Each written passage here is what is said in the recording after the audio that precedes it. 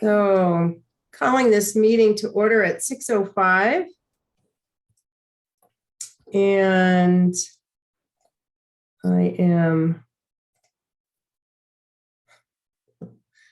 these screens go everywhere. We want to start out first with our roll call. So I think the only absences to note are Bethany Schultz, Jerry McMahon, and at the moment, they may also come in, are Dale Scobert, and then not board member, but our representative from the Friends, Dale Hoff. First order of business is we have some meeting minutes to approve of since there was no quorum in the November meeting. And did anyone have additions, corrections, comments on those October minutes? I move we approve them. Do we have a second for that?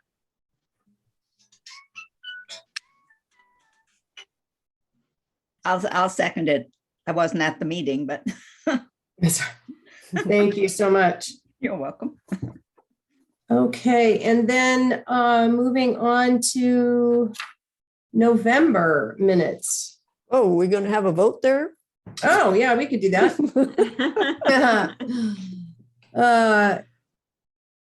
Any opposition to approving those October meeting minutes?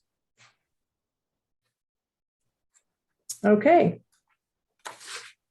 So moved and approved unanimously. And going to that November.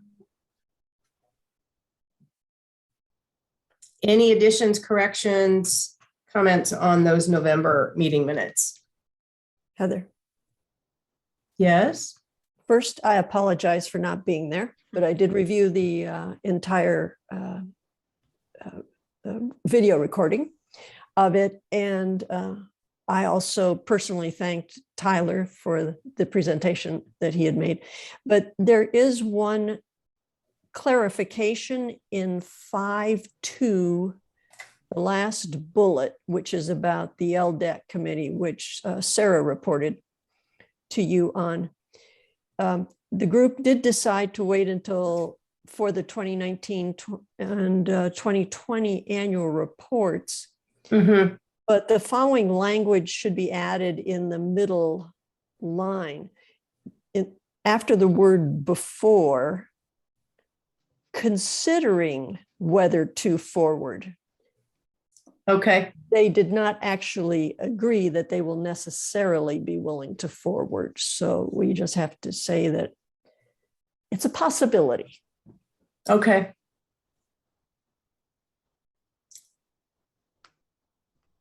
That's a good clarification, Kathy. Thank you. Any other things that caught anyone's eyes in reviewing the November meeting minutes?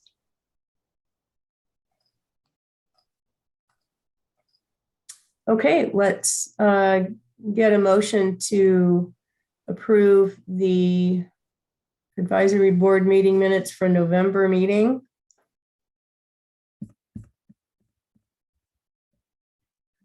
Can I do that even though I wasn't present? Sure, you're here. Okay, so moved as amended. Okay. And a second? I second. Great, thank you, Cheyenne. Any opposition to accepting these November meeting minutes with the noted addition on section 5.2? Okay, approved unanimously. And finally, our December meeting minutes. Any comments, corrections, suggestions there?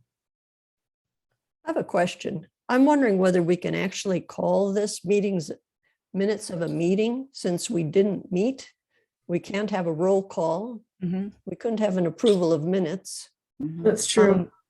But maybe just call, is there a way to describe it as a feedback session to the proposed document? Hmm. Right, maybe something like an offline or online, Review? review of the infographic, like an informational review, if you will. Right. That's a good point, Kathy, because indeed we didn't have an actual meeting, but it was agreed upon to do the online review and commenting of that great infographic that Sarah created, and then gathering up those comments, which we have in that. What are your thoughts, Sarah, on that? I can add some language in there that, I mean, it does say that it was a meeting by email, I believe, in the minutes and in the agenda. But I could add some language in there that says that it was for review of the infographic. And these are email comments that came from board members or something like that. Mm-hmm. I'd suggest you also just attach the infographic. Is it not there? I thought I did, but maybe I didn't. I didn't see it. I saw the comments in the body of the quote minutes, Okay, but I did not see the infographic. okay, I can add the infographic to it as well. We have what you might be thinking of, Sarah, is we do have the slides from Tyler's presentation for the November meeting. Mm-hmm. So, yeah, I think it'd be great to have the infographic as part of that. Just like we can just call it an online review. So to approve this, do we approve it as an accurate compilation of the commentary?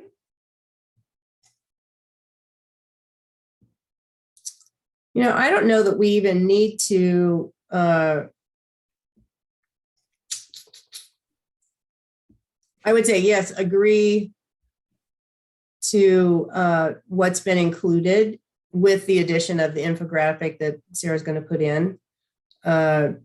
From my review of the comments, it looks exactly like what I read in our email exchanges. Mm-hmm. Did anybody else have any additions or comments on that? Your thoughts of? I just had a question on it, and so Sure. The question on the I think, was it Kathleen that somebody had asked about what about the it's under C there. It says our e-card, it's under Kathleen stuff C. Our e-card signups not attributed to Sandy or Hoodland. And so I don't know if that ever got answered, but I was curious about the answer to that question. They are attributed to Sandy or Hoodland, so I could break those numbers out.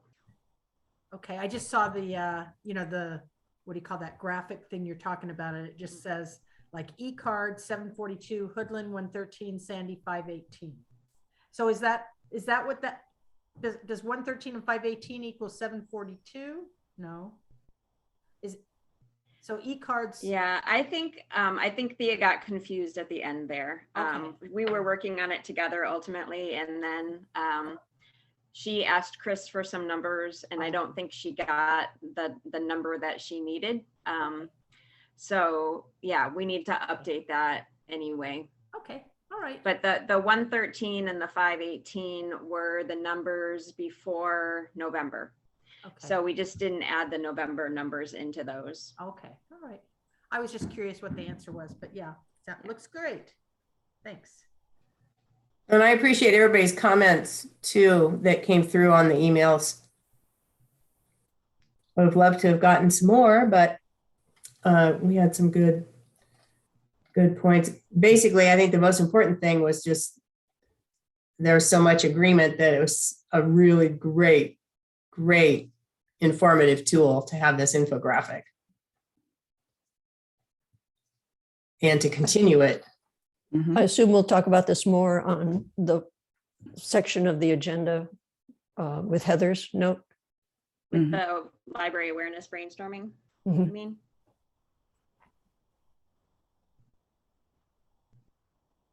I think All right, that's a so what question. That's a kind of question. motion do we want?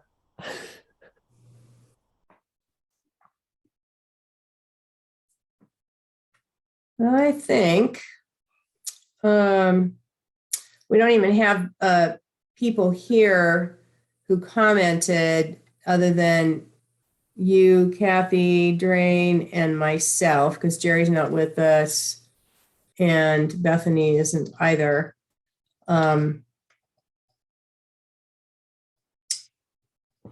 But we I can would- confirm that they're accurate.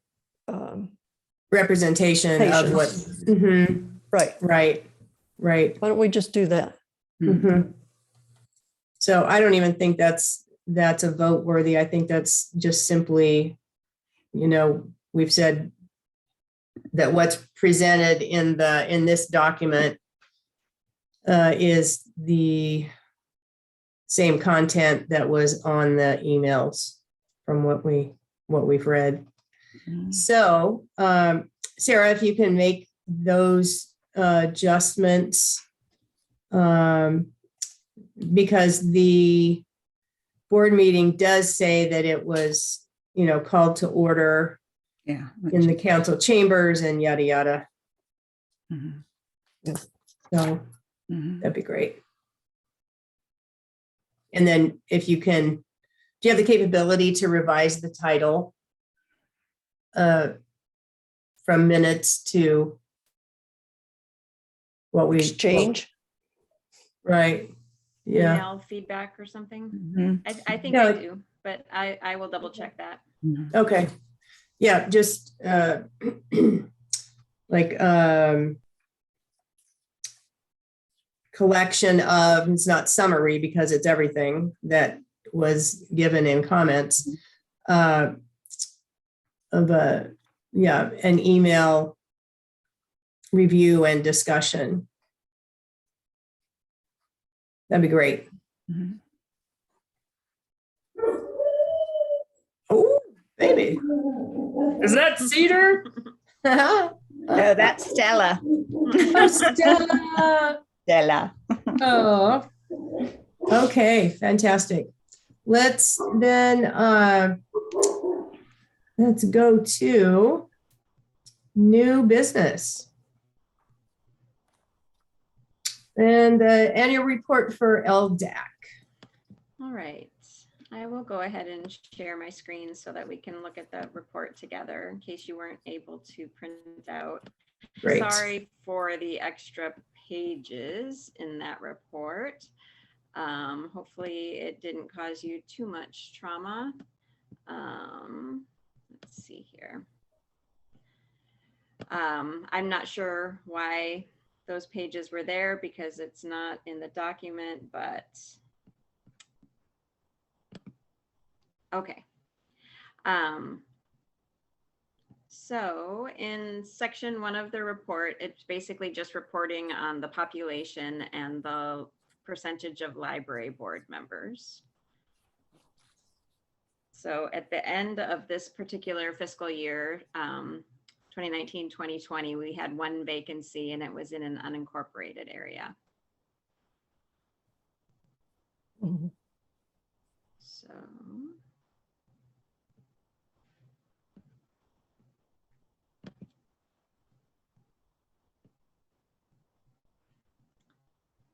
This was, of course, was in year 1 of the biennia. And these are directly from our budget sheets and the report that I do for the state on library, public libraries.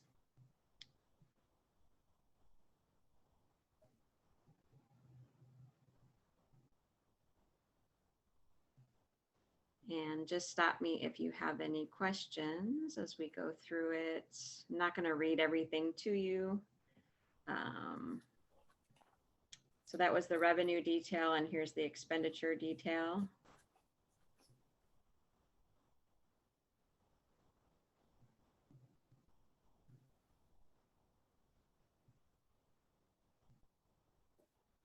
We don't have any library reserves. Can you stop there, Sarah? Mhm. Could you put SA in front of debt service?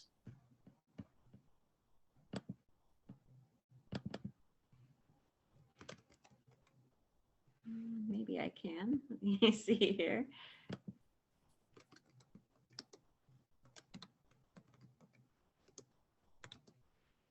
Yeah, so it's clear that it's specific to. Yeah, All right. thank you. Mm-hmm.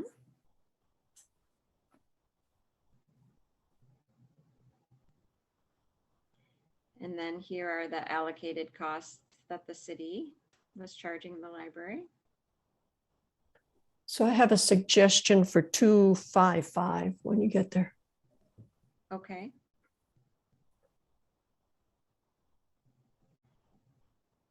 That number seems way too high, What does? the allocated costs. for It 1 year. actually isn't. I checked it. Okay. That Is was, that for 2 years or 1 year? Because all the other costs are for 1 year. Yeah, that's kind of what I'm thinking, that might be for 2 years, Kathleen. I think so. I'm gonna double check that. Okay.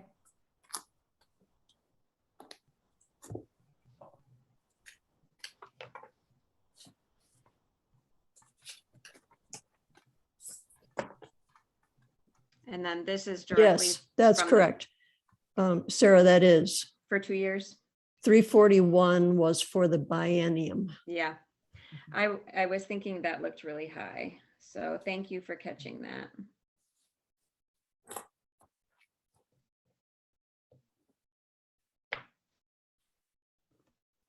And I have a question on 256. I'm just curious about. Let's get to Something that was written about. 256. Okay, I mean, I Okay. have text for 255. You want to do Go ahead. 256 Yeah, first? Go first, Catherine. No, it's okay, actually. Let's do 256 and then we can go to 255. Okay. Oh, I just had a question about, it says Friends of Library gave 9 months of support, blah, blah, blah, closed approximately 9,375. Is that like the value of volunteer work or something? Is that what that is representing? No, that's actual dollars that the Friends Okay. of the Library give to the library. Okay, and then it says about half of this is recorded in the library budget through donations. Okay. Mhm. Hoodlum Friends gave 1480 to support 90% of the programming at Hoodland. And Mhm. I'm kind of trying to figure out how is it that we're able to cover 90% of the programming at Hoodland for less than $1,500? Because we do very little programming at Hoodland ultimately. Okay, what do you mean? I guess I don't understand what you mean by programming. So any like presenters that we have in the library. So for example, starting in July of 2019, we would have had summer reading happening. So the Friends of the Library support summer reading programs. And then we had a few programs other than that, but very few. Because So, of COVID? well, COVID started, we closed in March. So we had from July 2019 to February 2020.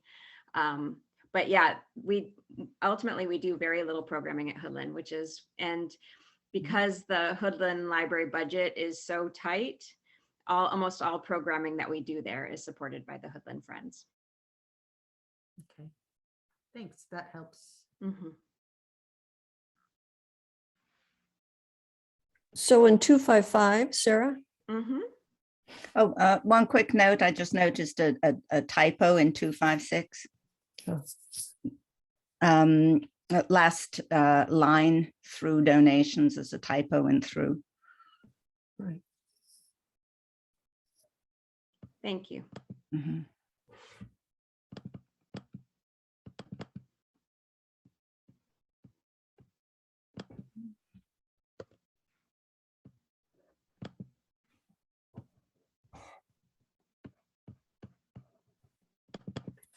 All right. So what I'd like to do here is give the board credit for the review of the allocated costs. So this is a suggestion. Mhm. Starting in June 2020, the board engaged in a detailed review of allocated costs formulae with the city and succeeded in some reformulations starting July 2021. These adjustments reduced net indirect services burden from 3.33% of district revenue to 1.89% for 21-23. In addition, the city explicitly acknowledges an obligation to pay the Sandy debt services out of city general fund. The purpose of this language is to show other libraries that our board was successful in having this discussion and slight modification, granted, but still some modification of these indirect formulae, indirect services formulae. And one, I'd like to show that the Sandy Hoodlum board did achieve this. And two, I'd like to show some of the other libraries that they should attempt it. But I put that on the table for discussion. I guess I'm going to ask the question. I don't recall the allocation being reduced for this fiscal year that we're currently in. It actually is reduced. It was 341,000 for 19 to 21. And for the 21 to 23 biennium that we're now in, it is 300, basically 302,000. So there was actually an approximately $40,000 reduction. And that's through that work that Tyler did in adjusting the specific elements of each different component to the,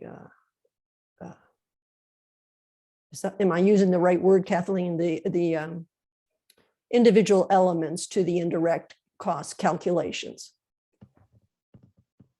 Mostly it came out of legal, frankly, Yeah. I think, because we had been carrying a very high proportion of legal for some reason. Right. Legal was originally based on the FTE of the department. But Tyler decided to base it on the actual legal costs for that department for the previous year. Or it was like not a year, it was something like 18 months, but and then spread it out among all of the departments that used legal. So we did save a lot in legal in the current allocated cost. And that makes sense. I mean, that kind of stuff I can support. I do know that, you know, the library and the police have the most staffing of all the different departments. And so whenever, you know, I'm looking at the big picture, and whenever there's a reduction for one department, it means an increase for, you know, parks or some other, you know, ox that has to get gored, so to speak. And so, Right. you know, we just want to make sure, you know, I don't have a problem goring planning's ox because they use most of the legal, Mhm. you know, services, and that's a fair thing that they should end up having to pay for that. But so yeah, it's just Right. All of the rest of the allocated costs are basically based on the FTE yeah, of the department. So the main change here was in legal. yeah, that helps. Yeah, and yeah, that's a good point to ask. You know, if you don't ask the question, you cannot win if you do not ask. So Right, it's, right. And and we, advice to kind of question it a little bit. for your benefit, Kathleen, while the Sandy Hoodlum Library has had indirect costs that is paid, but what we have paid is a very small number compared to some other libraries. Some other libraries are carrying big burdens, and they should be questioning their cities. Sarah, I could type something up for you to look at tomorrow if you want to. I probably should have sent it to you ahead of time. I apologize. Yeah, that's fine. If the group wants to add that note, I would love to get the language from you, Kathy, to put in there. Okay. And I can send it as a group email so that if anybody has a problem with the text, they can send your remarks to Sarah for whatever you're uncomfortable with. Okay.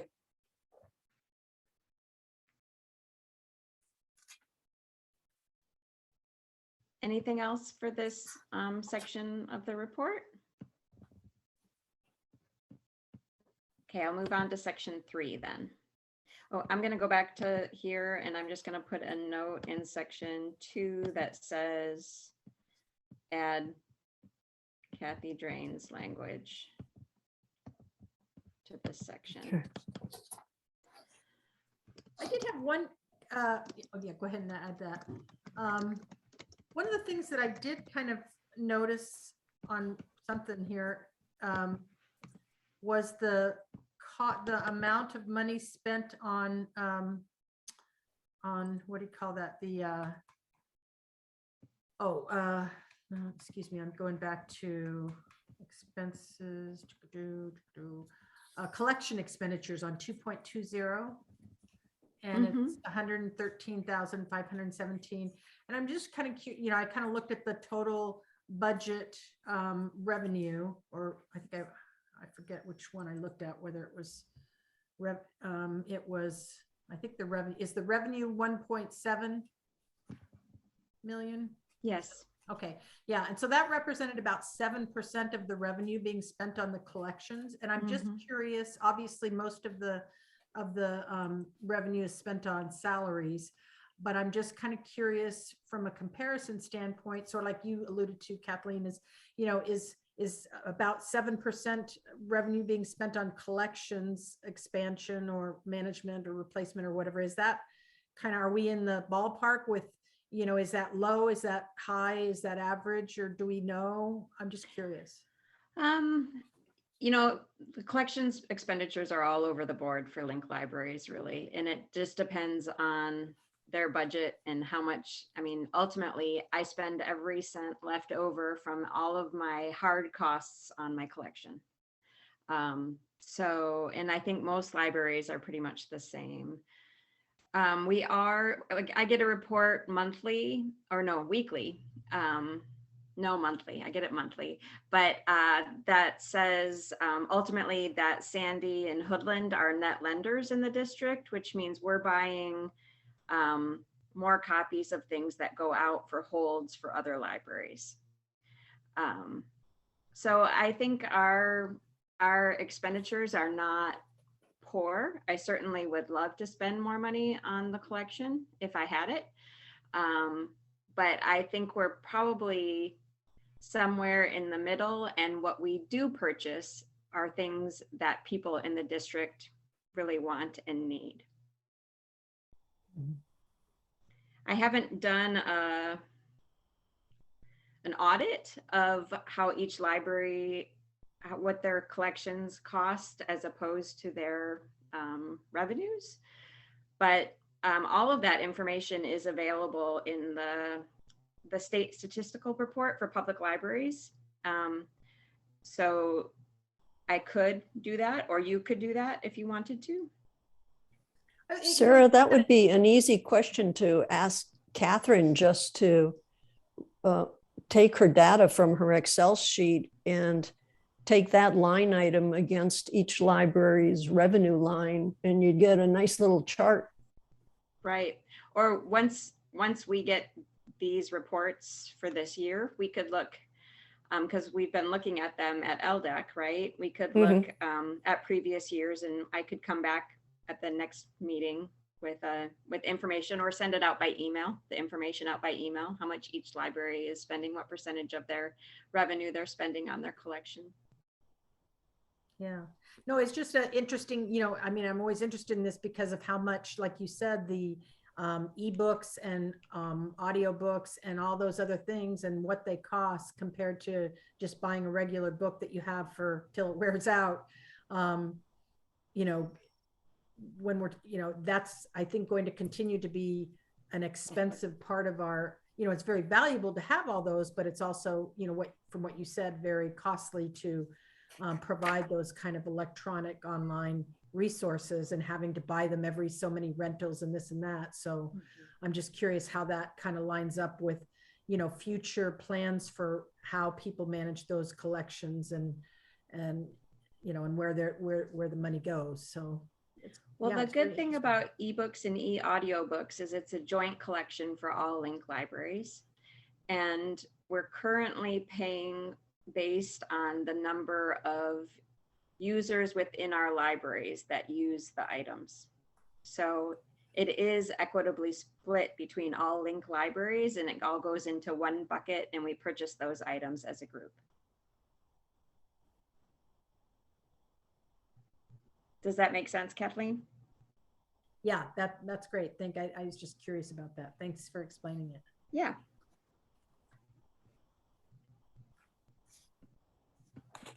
All right, are we ready to move on to section 3?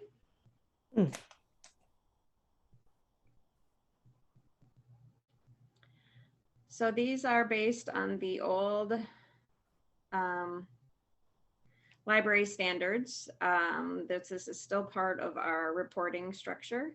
There are new library standards, which you're all aware of them. We reviewed them this last year. And we didn't go item through them, but the first time we did. And I'm guessing if they update them significantly again, we'll go item through them. But so this is a compilation of Sandy and Hoodlum again. So the total number of hours that the library is open per week, and then the number which is in the threshold, and so on. What's the intent of 312? 312. So when the first year that we reviewed the standards one by one, I did list all of our findings and the things that we decided to do or add. So I think, I'm not sure actually. That would be a good question for the committee that put this report together, Kathleen. I mean, is the question, do they want to know whether we've again, measured ourselves against the newer standards, or just whether we discuss them, or? Well, this is about the new standards for sure.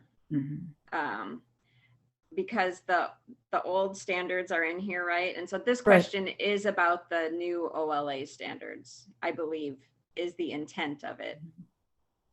So do they want us to look at it each year? Yes. Oh, okay.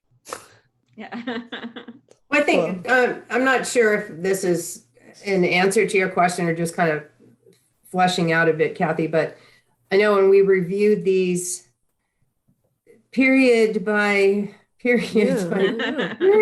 section a few years ago, there were some good findings, I think, that we did come upon that initiated I think maybe we need to look at this, or perhaps we should consider if that's something we want to change. Don't you agree, Sarah? Yes. There were some good points that came to, and maybe that's kind of my take, Kathy, of what they're asking or suggesting. But yeah.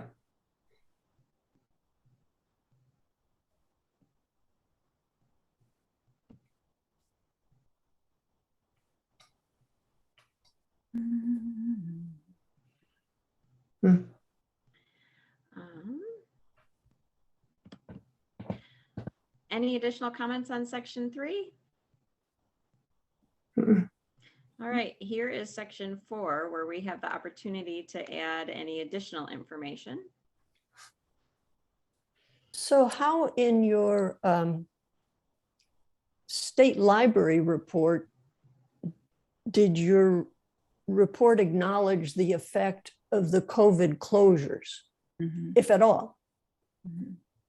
So I feel like not very well overall. I mean, I think lots of the state libraries across the nation were really scrambling to try to figure out how to capture that information, right? So they captured it by asking us how many weeks we were fully closed, how many weeks we were fully open. And that was really about it. They didn't ask about like passive library services or curbside service or anything like that. Did they ask anything regarding comparative numbers as far as like circulation or, Well, participation or right. anything like that? No, I mean, it's obvious if you look from one year to the next that something happened because everybody's numbers dropped significantly, right? And they're going to be even more significant for 2020, 2021. So, and I think the state library, when I asked them about, there's nothing in here for about like take and makes as programs, the things that we were offering curbside. And ultimately the person at the state library said, I know, and we're going to hopefully get that resolved for the future. But I mean, I don't know that. I don't know exactly what's going to happen with that ultimately, but they were trying to compare apples with apples across all states, right? Because the public library statistics, they're trying to basically compare libraries in different states. So you can say everybody is reporting the same type of information. But that's ludicrous for that year. Mhm. Not every state closed at the same point in time. Mhm. States closed differently. Well, you will have the closure information in there. Yeah. So it struck me that there should at least be an acknowledgement in this report, since it is a historical Anomaly. compilation, Mhm. just stating that, effective March 2020, the state forced the closing of all public buildings. Mhm. And as a result, all services that relied on the ability to enter the building Mhm. were curtailed, Mhm. and that adaptations were created by, and I can't even remember exactly when you started curbside. Mhm. It was Sarah, approximately a month after we closed, so April 2020. Mhm. right, there should be at least some acknowledgement of that. Perhaps you put it there process. at 4, maybe put it in at 4.1. Right. Talk about Yeah. that and also just the fact that, a lot of, we saw our electronic online, rentals go, way up, Mm-hmm. things like that.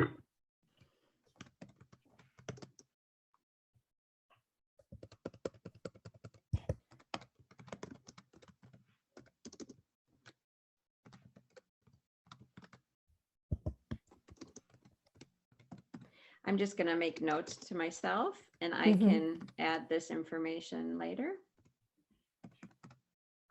You should also pat yourself on the back for you being the first curbside Mhm.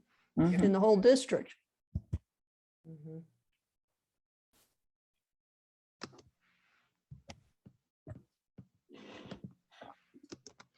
Well, really in the whole metro area. Yeah. Mhm. I don't want to sound super snotty, but we kick tail over Multnomah County like crazy. Oh, no kidding. Geez, that was such a fail. We have a Multnomah County library staff person that lives real close to me, and she and I are friends, and she's just like, oh gosh, she said, man, we're just so behind. And Sandy's just done such a great job. Mhm.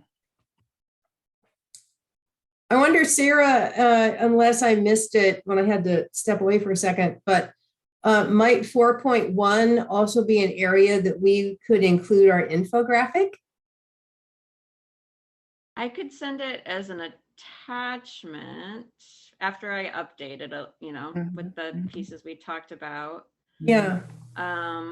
Okay, dilemma here. Okay. We're talking fiscal year versus Oh, that's true. calendar Yeah. year. Yeah. You gotta, Yeah. A lot, yeah. About half of the infographic was the fiscal year and half was the calendar year, right? Which I knew was going to be problematic. But that was what we had to work with on short notice. So, and it's much easier to grab fiscal year data because we report in fiscal years. But I know that most people understand the calendar year better, which is why I tried to pull in some of those calendar year things. But especially when we go to use it as a wonderful tool for the public. Right.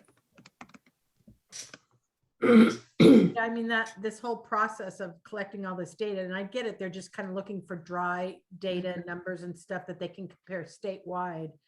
But what they don't see is all the different programs and things that you all do that, and I'm sure other libraries, some do a lot too, and some probably don't have the resources to do much. Maybe they're not interested in that kind of apples, they're just looking for apples to apples comparisons and stuff. But I think, it is an impressive amount of,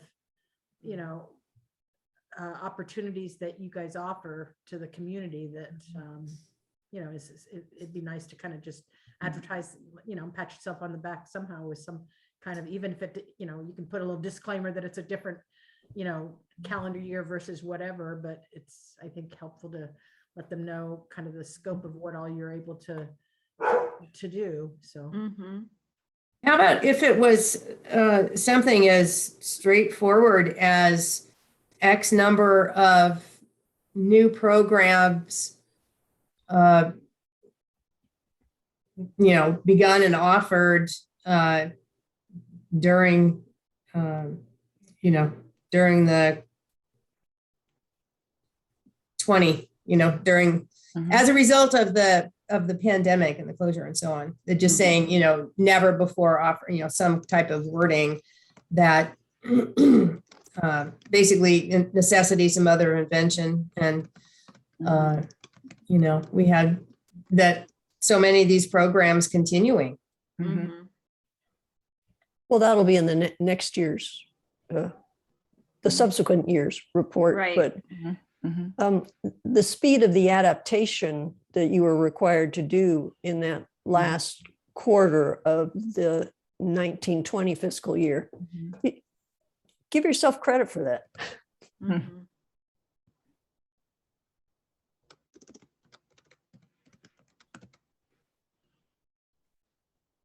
Kids' story time too, right?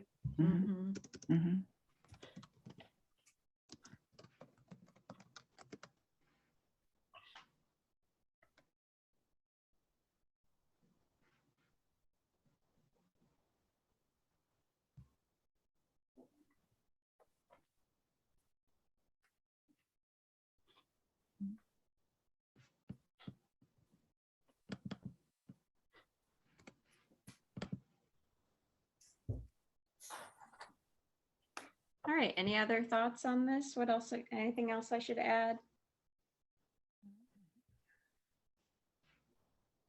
All right. And I think section 5 is really just the people who are involved. Right. So unless anybody has anything else they want to talk about in the Ldac report, I'm going to stop sharing so that I can see your faces again. All right. Thank you everyone for your comments. So I told Catherine I would get her this report by the end of the week. In theory, that she wanted them by February 1st, but I told her we were going to have our board meeting this week and she said getting it to her by Friday would be fine. So after I update those, I will send those out to you as a group probably at the same time that I send them to Catherine. But if you do find anything that you feel needs to be updated significantly, let me know and I can send Catherine an amended form. Okay, I'll get you that language tomorrow morning. Perfect. Okay.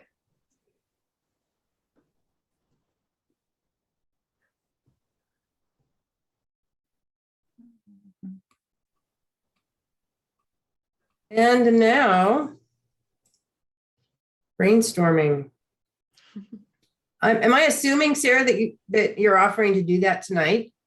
Well, I was wanting to talk more about it because you had some suggestions for getting community members involved and things like that. So I thought as a group, we should discuss maybe how best to move forward with this idea.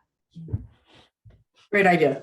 Do you want to give a little summary of what you were thinking about, Heather, when you wrote the email? And Sure, absolutely. So as I put in my comments in response to the infographic, this has been a long time interest of mine, and that is to really, I mean, blow up the awareness and the smarts of our communities, of our service areas, about how much we offer as far as not just programming, but I mean, even when it comes down to, you'd think folks would know that we have XYZ, that we have the hot novels, that we have, magazines. Oh, gee, that we might have databases. And it is continually mind-blowing to me, the number of people and of all ages. It's not one generation at all that still have this image that the public library is just a bunch of stodgy people, walking around on these very old building with even older, dusty, ratty tomes of information that who wants to read that? Who wants to even go in there? I mean, just in conversation that I have with folks, and what we all take for granted because we're in the know and because we're pretty rabid users. We know that there are databases. We know that it's like, well, what did you know that you can go rent an air fryer? It's like, what? I mean, that I think is just above and beyond, the fact that we have this phenomenal library of things, but down to the basic bits of, oh, you have audiobooks? I can go get a DVD at the library. And the Book Nook. I mean, just all around. So it's just such it's such a huge thing that it's doing everybody a disservice. Their ignorance and our lack so far of doing something even more than what we already do to gain awareness of our, of our service area for what we can do is just, that's why it's just a huge piece for me. So that was one of the reasons that when I was working in the system, I could talk for the longest time with someone who was getting their new library card and, give me a little quick tour, or say this, or here's this resource and so on. It's like, wow. And you just wound up with this person that was so turned on and willing to explore and wanting to explore like more of what was available. So that's my soapbox, very animated spiel about why I feel so strongly about there are ways that we can do this, that people really come to see the library as the vital community hub that we are. Go Heather. So the Nope. question is, how? Yeah. So that's the idea behind the brainstorming, right? So one thing I can say is that Sarah has agreed to speak to the Hoodlum Women's Club on Monday. That's our first step in getting Yay! the word out. Yeah. And of course, all groups have been hit and continue to be hit by COVID. We're back to Zoom again, which, you know, is not the purpose of the club, but still, any opportunity to have Sarah come in and speak and just let people know this is, you know, what's there, this is what you can do, and while you're at it, support your local library. Yeah. Yeah. And I think that's fabulous, Lynn, because that just, boom, that's one thing that's right, goes right on the list. Yeah.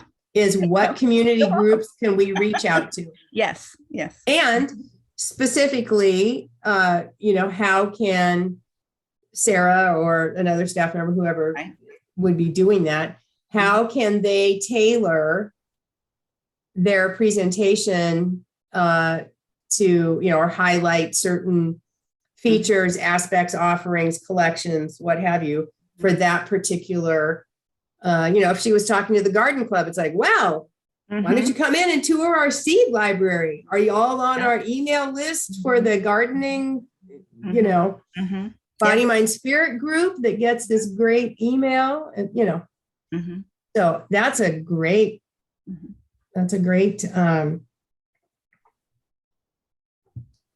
way right there. Yeah.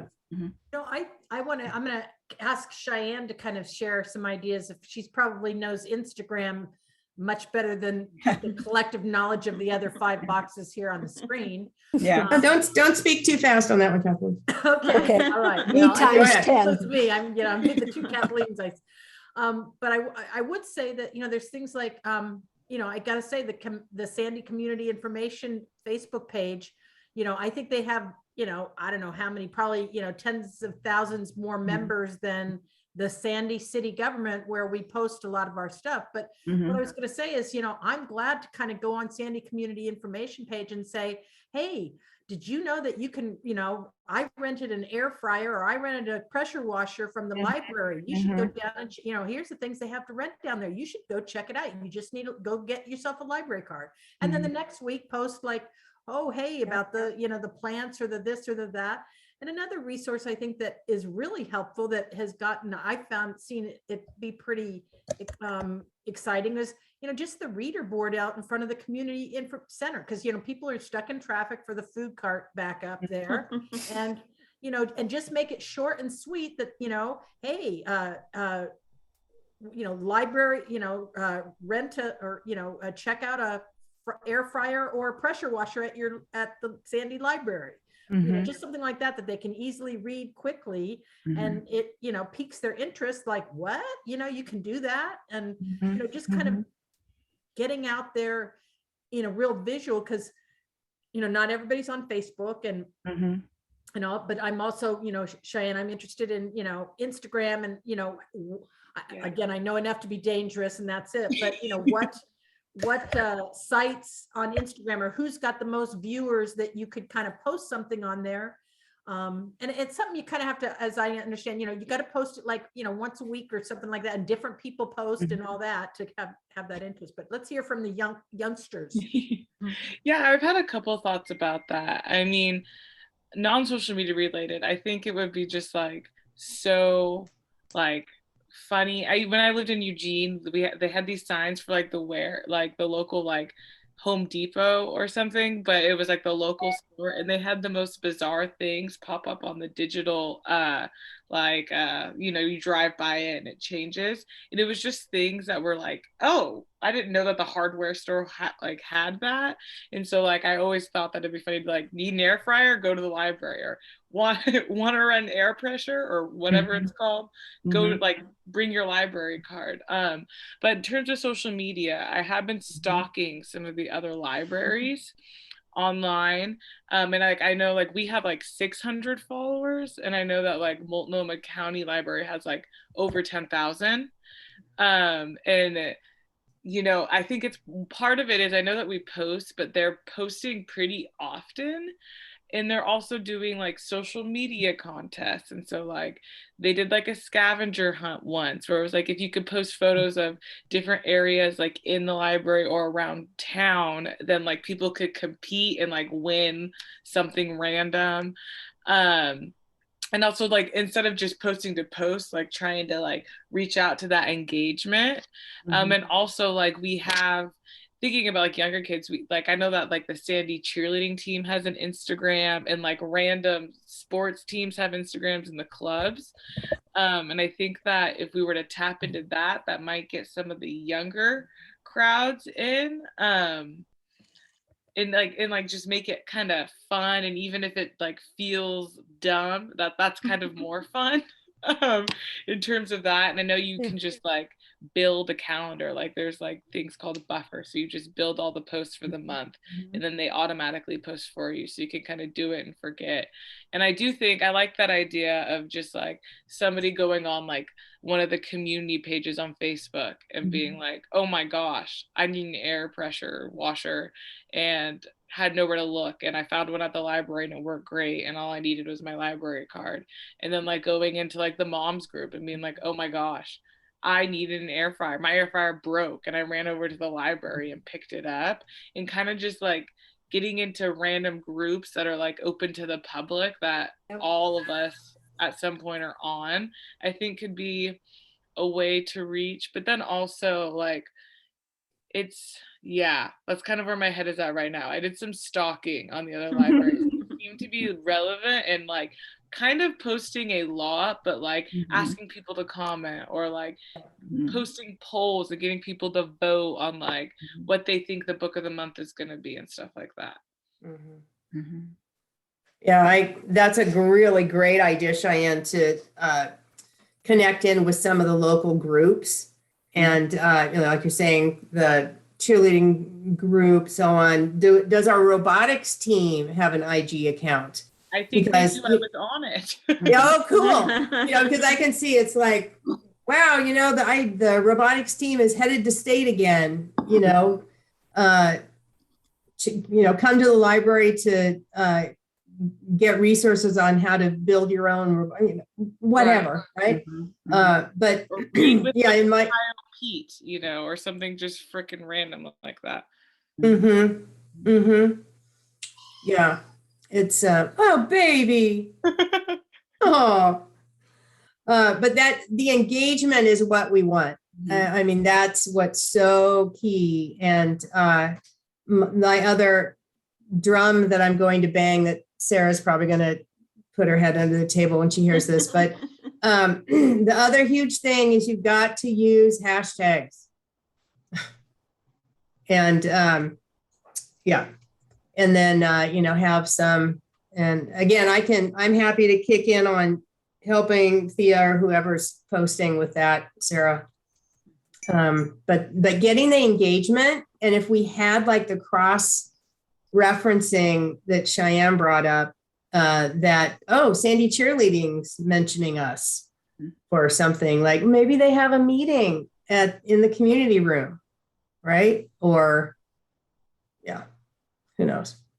But and I just read through the review of the 2022 digital, what is it? It's like the digital kind of like the digital truth document. It's like 300 pages, but then the synopsis is about 20. And it's just full of graphs, but they go through to determine who's on what social media platforms and what are they doing. And if they're on this platform, are they on that platform, and so on. And still, number one, as far as number of users, is Facebook. I mean, of all the demographics, and the two, you know, key ones is like if somebody's on Facebook, chances are they're going to be on Instagram too. Yes, Mark owns them both, but they're still moderately different platforms. But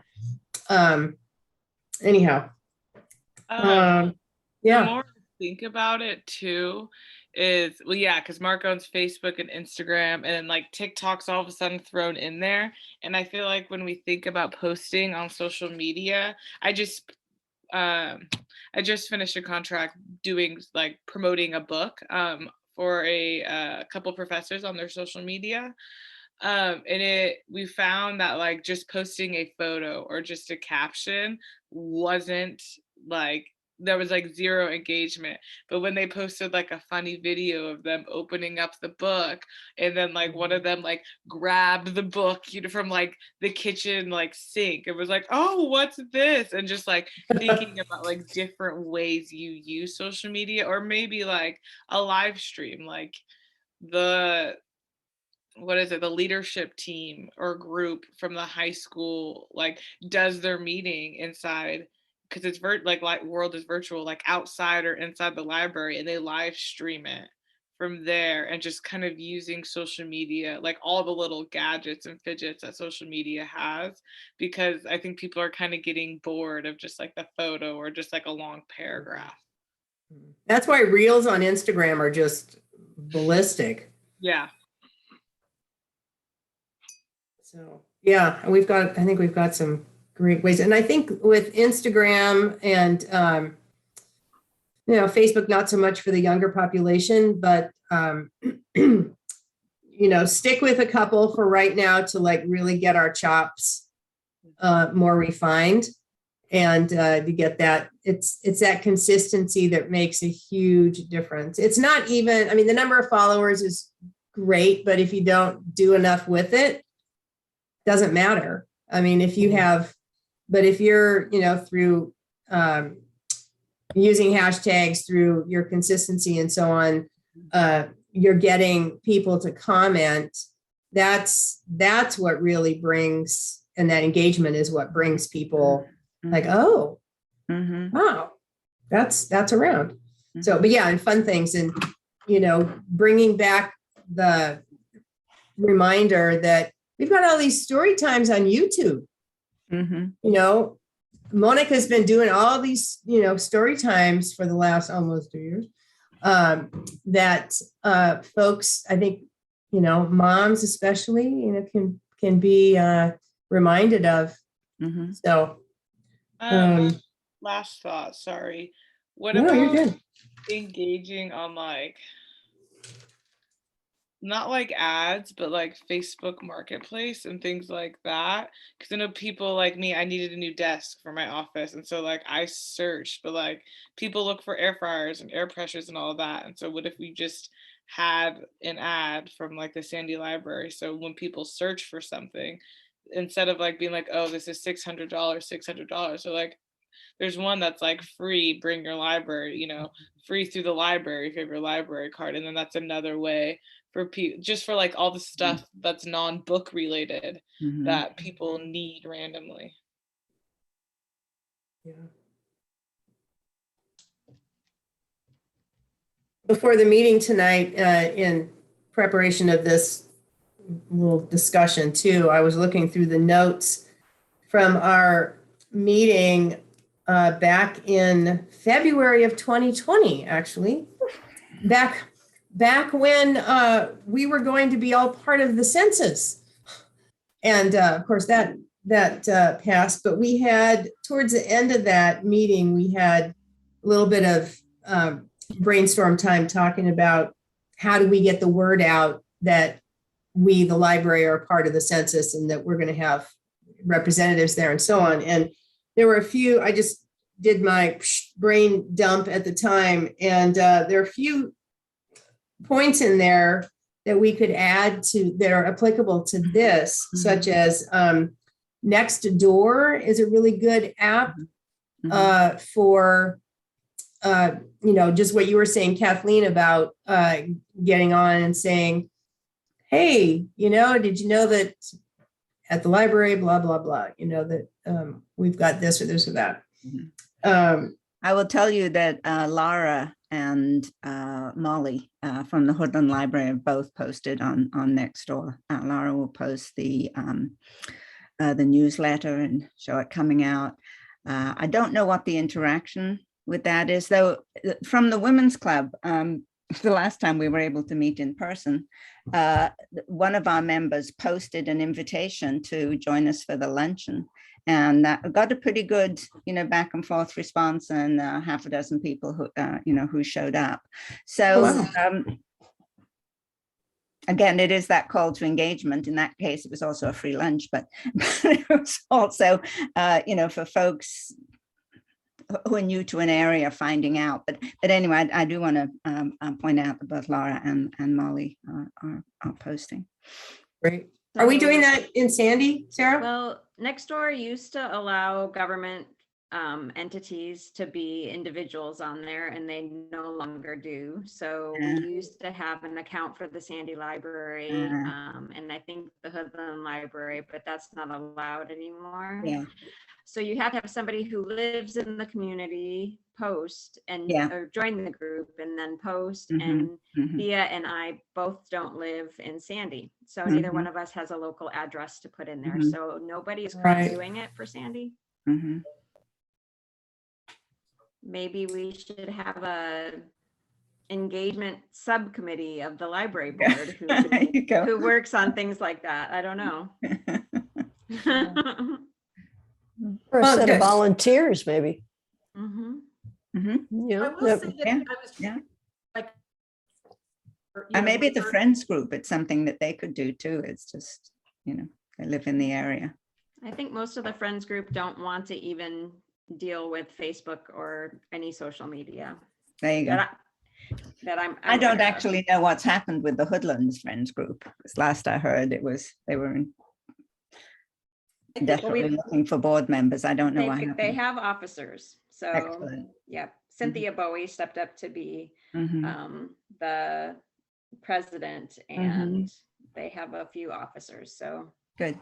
Yeah, they're still struggling along. Well, I did go check out our library of things on our website. It's a little hard to, because I was like, I have to say, until tonight, I mean, I kind of remember we had something, but I didn't, air fryers and pressure washers was, I learned something tonight. So metal detectors. So, but it's like, when I just went on the website trying to see the list of things we had, I gotta say, it wasn't very easy to find it. And so that's where having, and I guess there's other libraries that we can, sort of like the interlibrary loan stuff that, we can rent the, whatever, the hot pot from Gresham or something like that, if we don't have one. But yeah, just having, so I'm excited about advertising these kind of things, but I also want to make sure that we have done the job of kind of making it easy for, once we get folks to the site, to be able to find out more or find out the, what all we have and things like that. So Kathleen, were you on the city website or the Link library site? I think I was on the city website. Okay. The city website was having trouble with the library of things. They were just working on it the other day because Maureen, the links regularly break for those pages, and we're not sure why. Okay. So Jeff Aprati is working on that. So that could be part of the problem. They were playing with it to try to figure out what was wrong and how to fix it. But then when I go to the link site, it says, I can put everything, and I can put in, library of things. Okay. And then let's see if but still the next thing is like author, title, subject, IBN, it's not like pressure cookers, garden equipment, or anything like that, So yeah, we just need I would suggest that, possibly having some kind of flyer insert, or even a piece of paper that people could take home that was in their holds, and maybe, then the word might spread that way. Because I agree with Kathleen, it's a little awkward. I went out about a month ago, just, curious how it was organized, and what was local to Sandy versus, what you might have to go pick up at another library. So I think something like an infographic that is the Sandy Library of Things or the Hoodlum Library of Things, that that would, I know it's old school piece of paper, but sometimes stuck to the refrigerator, not a bad idea. Yeah. Yep. So So Sarah, does Hoodland have its own library of things, or is everything through Sandy? They have their own library of things. yeah, they got a monster paper shredder, Yeah. a badminton set. I mean, the toys even. I mean, it's cool. Yeah. It really is cool. Yeah. But if nobody knows, Right. and also, I see a theme for your talk, Sarah. Yeah. yeah, Not there you that go. hard to kind of make and you know what, I mean, it's great to be able to print it out so that I have that, but it's also just, I'm all about online, just, you have this little database and I can kind of sort it by garden equipment or games or whatever. And and then, just like the books and everything, you can kind of see which library has it. And it's just, it's not that big of a hurdle to get through, but my gosh, it's an exciting, and this just also the thing, I intend to post something on Facebook about, like a bunch of my friends all signed up for Kindle audio, whatever it's called. And, they spend a bunch of money and I didn't, Audible, that's what it's called. And I was like, I get all my audio books from the library for free, So just kind of, being able to kind of post stuff like, here's what I do, and people can really just run with it. And Yeah. Is there any chance the Sandy Post, you had that very nice article today? They give you a library corner? That's a cool idea.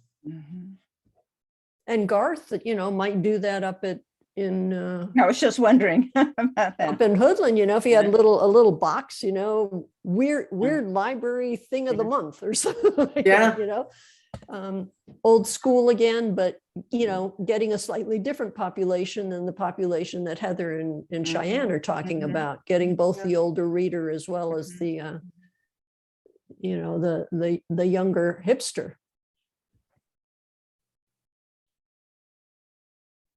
Yeah.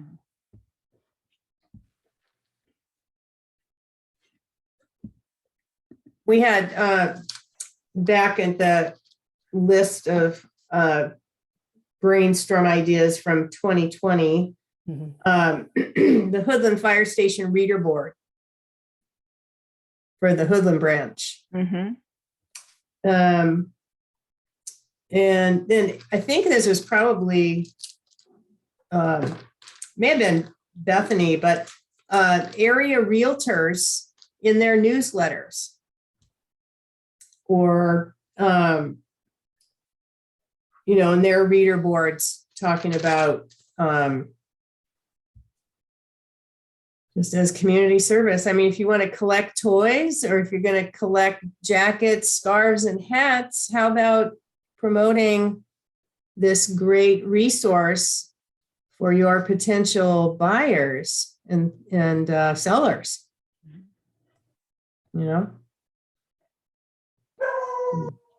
So do you still go to the chamber, Heather? No. No? Okay. I was just My dog wondering. heard that dog. I will now go back on mute. That's great. That's great. No, I haven't participated in that for quite a while. Okay. I was just wondering. Yeah. As the library, I go to the chamber of events sometimes. And when we were reopening with our new hours, I took our new hours to the chamber meeting and things like that. So that's something that I have access to as a city person. Right. And Jerry goes to the Hoodland chamber as a representative of the Hoodland Library. Another thing, I've been involved the last few years with the Kiwanis Christmas Basket program and joined the Kiwanis and stuff, but the high school has the Key Club and the, there's a couple different, is it the Key Club? I think there's the Leadership Club. Anyway, there's clubs there. And, it is kind of obvious that, our friends group, as wonderful as they are, they don't really, they're not able or interested in dealing with social media because it's a challenge, but that's where I think that we could really engage and enlist some of the younger folks there from the high school to help us with posting, they, again, Cheyenne, and you know a lot about it, Heather, but when you just say, well, we got to use hashtags, and I'm like, I have no idea. I mean, I get Twitter and stuff, hashtags and stuff, but I I have no idea about that. And so just being able to kind of maybe engage and, ask for help from the leadership there at those leadership groups at the high school, say, would you guys take on a project for marketing, the library of things, or whatever it is that we want them to focus on. I think, it's pretty easy for them to take that on, and they enjoy doing it. And I mean, they collected, what did I say, Mike, 16,000 cans of food for us at Christmas or something. I mean, it was just like some humongous amount. Insane. It was amazing. And so, there's just a potential source of help there with those folks, and they have the knowledge and the abilities to really help us out if all we have to do is ask, I think.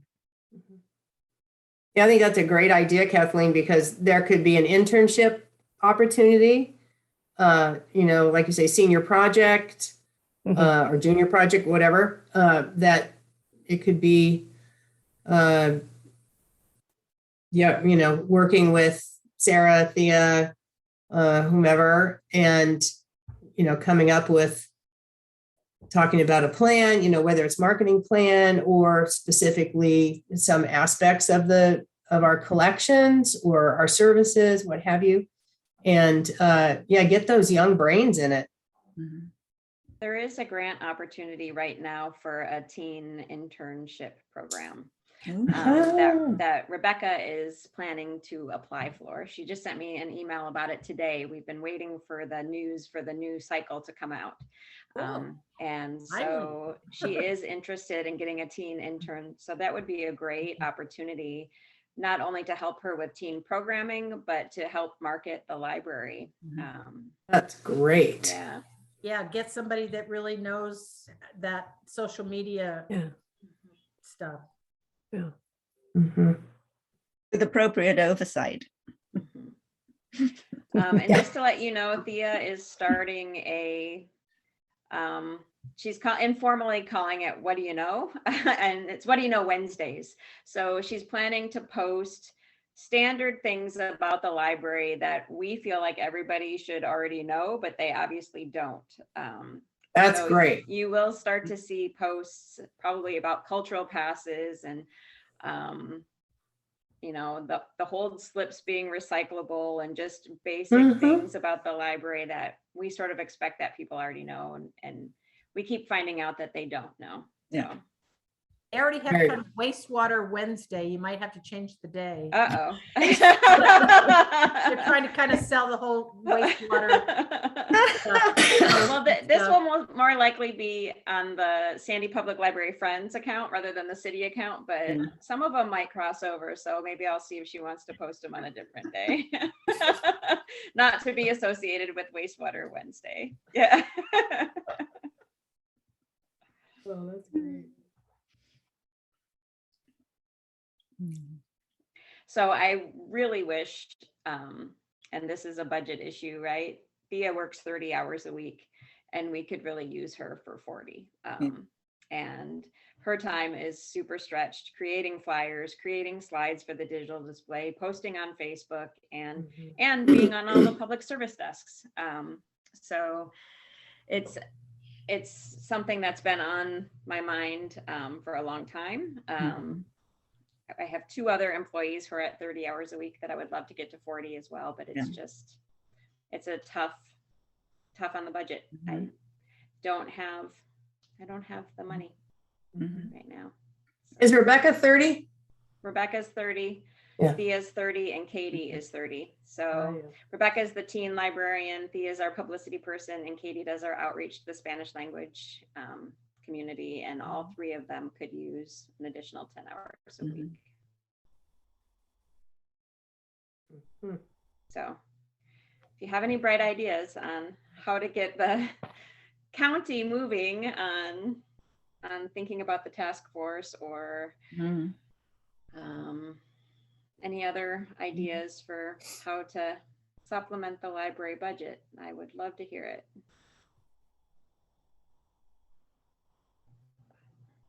Can I ask you, Sarah, does Mhm. Hoodland have someone who also reaches out into the Latino community? They don't. There's the new group up there that Right, Manhood that Unida, we've yeah. been working with. Yep. And Sue Hash, who's the volunteer coordinator at for Sandy and Hoodland, Mhm.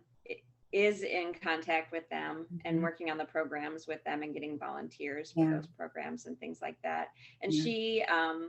she works at Hoodland as much as she works at Sandy. So Uh-huh. at least Okay. she's attuned Yeah. to the Hoodland Mhm. community, Mhm. and she lives up the mountain. So Mhm. Yeah, because it's a fairly significant population in Hoodland. mhm. I just saw today that Manhood Unida is offering scholarships to help pay for sports for Latino youth. And I thought that was a very good. Wonderful. Yeah, yeah, That's great. yeah.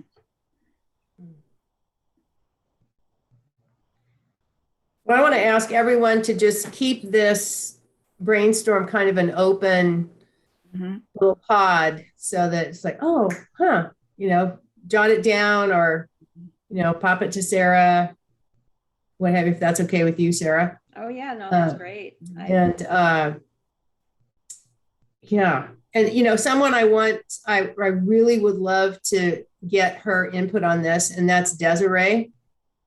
Mhm. As far as some ideas that she may have. Mhm.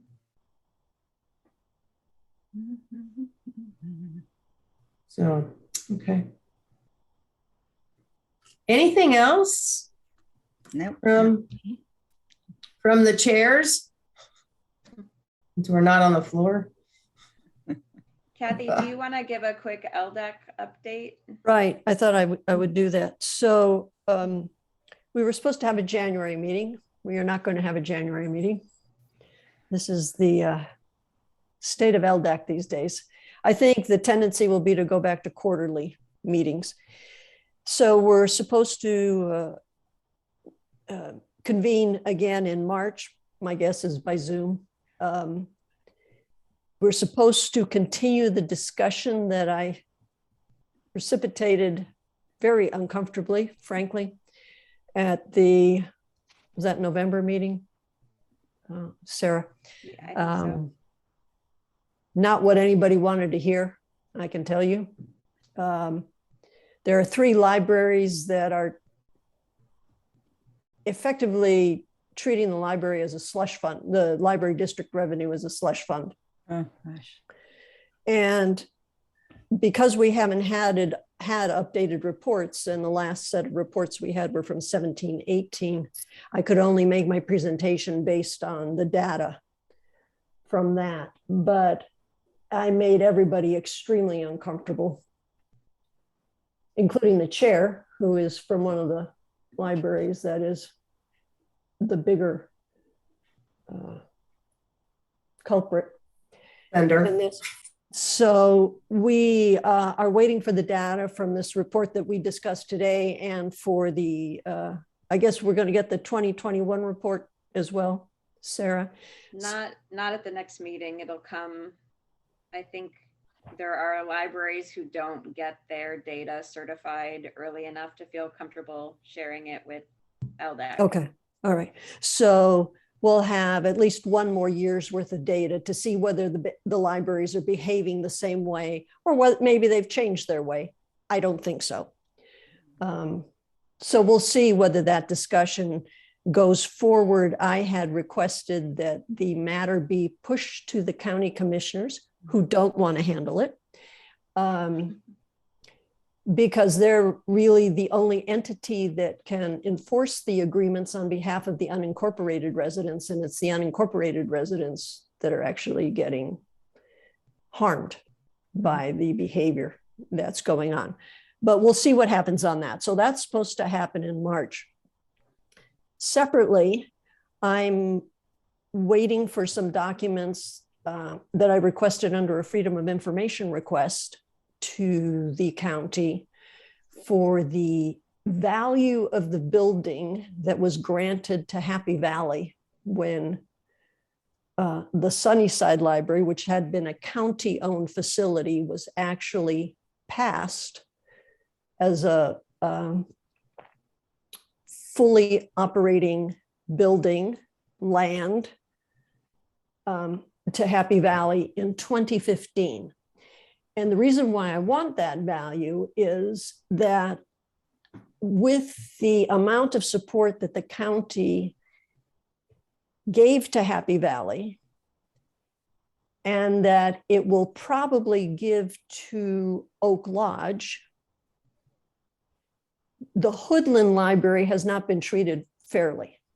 Mhm. And the hope is to be able to somehow get a little more money out of the county for Hoodland, Mhm. so that its physical facility Mhm. is either, the rent is either assured, or maybe even, Lynn, Mhm. eventually get you a building or a portion of a building Uh-huh. that's tied in with your parks, Yeah. operation, maybe, that would get you Yeah. a larger facility than the tiny little, but beautiful little library that you Yes. have now. But it is small. It is small. It is a gem, but it is Mhm. small. Mhm. So I'm waiting for a document to come out of the taxation department. It was promised to me by the end of the last month. Mhm. I'm sure it'll come, Mhm. in a few weeks or so, but Mhm. we'll have to sit down with Mhm. the Hoodlum folk and Mhm. decide how to proceed Mhm. Mhm. on that. And that would be directly to the commissioners. That would not be through Ldac. Right. So those are two things that I'm working on. Right. And the task force, who knows, at the next meeting for Ldac, a group of the Ldac members is trying to create some document that will make the commissioners want to proceed with the task force. Will they? Mhm. Don't know. Just don't have a sense of where the commissioners are on this issue right now. That's my report. Thank you, Kathy. So it's 7:32. And my only real staff update is that starting in February, we are going to do some in-person programming at the library. Ooh. Yeah, so we offered it up to the book clubs if they wanted to meet in the community room, and the women's group wasn't ready to meet anything other than digitally currently. Mhm. And the men's group felt very strongly about continuing to offer snacks at their meetings, and they're currently meeting outdoors at Oral Hull. So they're going to continue to meet outdoors at Oral Hull until they can have snacks in the library. We are going to have a once a month program that will be a make and take. We've been doing the take and makes. So we'll do the make and take program, and the take and makes will be available that they're going to do at that program. We're also going to be doing a short video of putting the project together so that people who aren't able to come to the program can watch the video while they're putting their project together at home. So that will be the kids program that's happening. There's going to be in February, there's going to be a monthly teen space program. Rebecca's going to test it out again to see. And then starting in March, she's planning a weekly program for teens. Fabulous. Yeah. Interesting to see how the foot traffic goes now. Yeah.